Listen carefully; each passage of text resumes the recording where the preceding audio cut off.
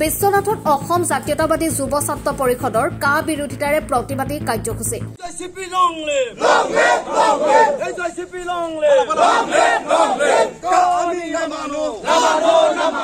আজি বিশ্বনাথ জিলা আয়ুক্ত কাৰ্যালয়ৰ সন্মুখত নাগৰিক সংশোধনী আইন কাৰ বিৰোধিতাৰে ৰাজ্যজুৰি প্ৰতিখন জিলাত প্ৰতিবাদী কাৰ্যসূচী ৰূপায়ণ কৰা হৈছে। বিশ্বনাথ জিলাতো আজি এই কাৰ্যসূচী ৰূপায়ণ কৰা হৈছে। সমগ্ৰ অসমৰ লগতে অসম জাতীয়তাবাদী যুৱ ছাত্ৰ পৰিষদ বিশ্বনাথ জিলা সমিতিয়ে ৰূপায়ণ কৰে এই প্ৰতিবাদী কাৰ্যসূচী। অসম জাতীয়তাবাদী যুৱ ছাত্ৰ পৰিষদে অসমীয়া জাতিৰ সুৰক্ষাৰ বাবে এই তীব্ৰ প্ৰতিবাদ সাব্যস্ত কৰে।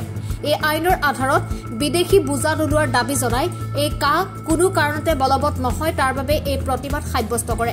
কাৰ্যসূচীত জিলাৰ বিষয়ববীয়া কেন্দ্ৰীয় সমিতিৰ বিষয়ববীয়াকে ধৰি বিভিন্ন দল সংগঠনৰ বিষয়ববীয়াই অংশগ্ৰহণ কৰে। পৰিষদে সমগ্ৰ অসমৰ লগতে বিশ্বনাথ জিলাত কেন্দ্ৰীয় চৰকাৰে যি কা নামৰ আইনখন বলবৎ কৰিবলৈ যি সিদ্ধান্ত লৈছে তাৰ প্ৰতিবাদত আমি অসম জাতীয়তাবাদী যুৱ ছাত্ৰ পৰিষদে সমগ্ৰ অসমৰ লগতে বিশ্বনাথ জিলাৰ উদ্যোগত বিশ্বনাথ আয়ুক্ত মহোদয়ৰ কাৰ্যালয়ৰ সন্মুখত আমি আজি ধৰ্ণা কাৰ্য ৰূপায়ণ কৰিছোঁ।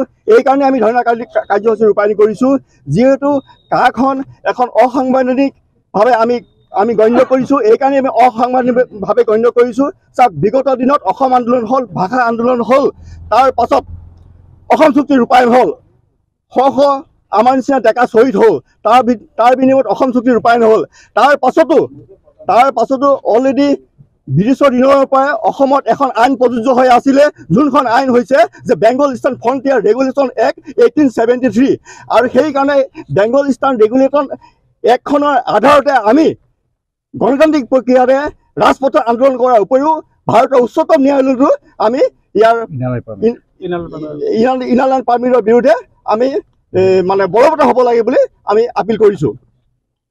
কথাটো হ'ল কি, যিহেতু এখন আইন ভাৰতৰ গৃহমন্ত্ৰীয়ে এখন অধিসূচনাৰ যোগেদি এই আইনখন গৃহীত কৰিব নোৱাৰে। এইকাৰণে নোৱাৰে যিহেতু ILP-খন ইতিমধ্যে অসমত প্ৰৱৰ্তন হৈ আছে। সেইকাৰণে আমি এই ILP যিহেতু প্ৰৱৰ্তন হৈ আছে, সেইকাৰণে আমি উচ্চতম ন্যায়ালয়ত ইয়াৰ মানে আইনখনৰ বিৰুদ্ধে আমি আপিল কৰিছোঁ। গতিকে চাওক, প্ৰতিটো ক্ষেত্ৰতে যে সংশোধনী নাগৰিকত্ব আইনৰ আধাৰত যি বলবৎ কৰিব বিচাৰিছে অসমীয়া জাতি, ইয়াক ধ্বংস কৰাৰ এটা প্ৰক্ৰিয়া চলিছে। গতিকে আমি এই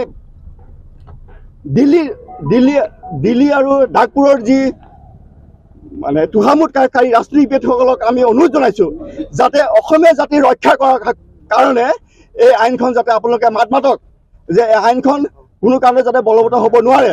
অসমীয়া জাতি নহ'লে শেষ হৈ যাব। ইয়াৰ বিগত দিনত ইয়াৰ কাৰণে শ শ আমাৰ নিচিনা ডেকা ল'ৰা হেৰুৱাই গৈছে। আৰু এই আইনখনৰ আধাৰত অবৈধ বিদেশী আমি বুজা ল'ব নোৱাৰোঁ। ইতিমধ্যে 20 বছৰ আমি বুজা লৈছোঁ। অসম চুক্তিৰ নামত আমি 20 বছৰৰ বিদেশী বুজা অলৰেডি লৈছোঁ। আৰু কাৰ নামত আৰু বিদেশী বুজা আমি ল'বলৈ নোৱাৰোঁ। গতিকে এই কথাখিনি অসমৰ ৰাইজে জ্ঞাত হওক, আমাৰ দিছপুৰ আৰু দিল্লীয়ে এই কথাখিনি বুজিবলৈ চেষ্টা কৰক। এইখিনি আমাৰ দাবী। চতিয়াৰ পৰা চাহিদুল ইছলামৰ ৰিপৰ্ট, এনি ভাৰত 24।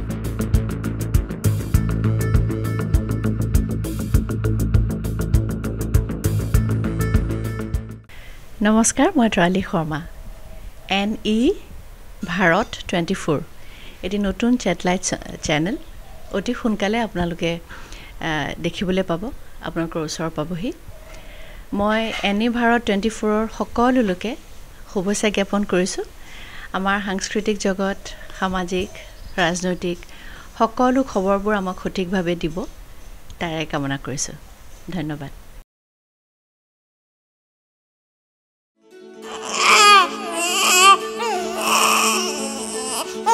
অভিনন্দন, আপোনাৰ এজনী ছোৱালী জন্ম হৈছে।